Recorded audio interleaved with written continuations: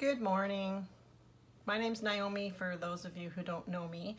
I've had several thousand requests, no, just kidding, several requests to do a video on how I mix my paints and how I mix my casein powder and so on and so forth. So I will start I'm gonna break this up into videos that are in a minute chunk so I can post it on Instagram, but I will end up posting it on YouTube in the full capacity.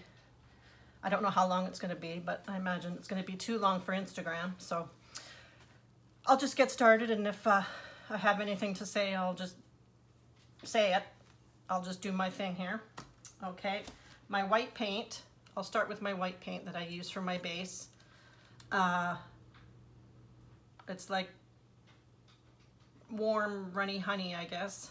And I tend to use a little more on the watery side, just so I can blow my paints with my straw across the canvas there.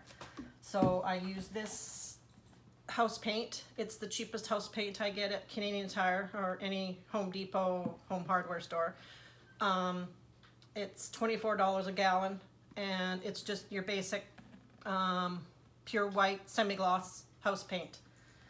It lasts a lot longer than the Michaels liter of white that I seem to go through the most. And I also put a little bit of the Michaels milk paint in. It's got the casein in it as well.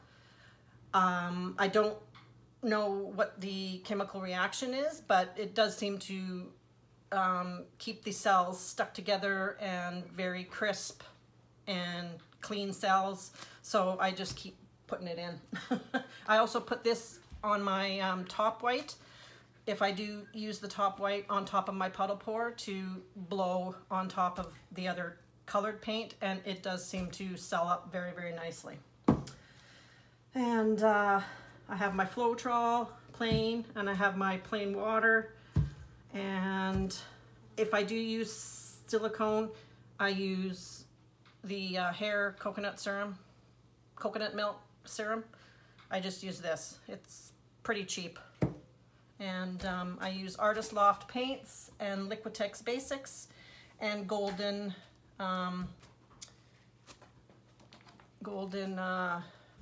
fluid acrylics, like that, or I use the Liquitex inks if I don't want it too thick, or if I want to pump up the vibrancy of my colors.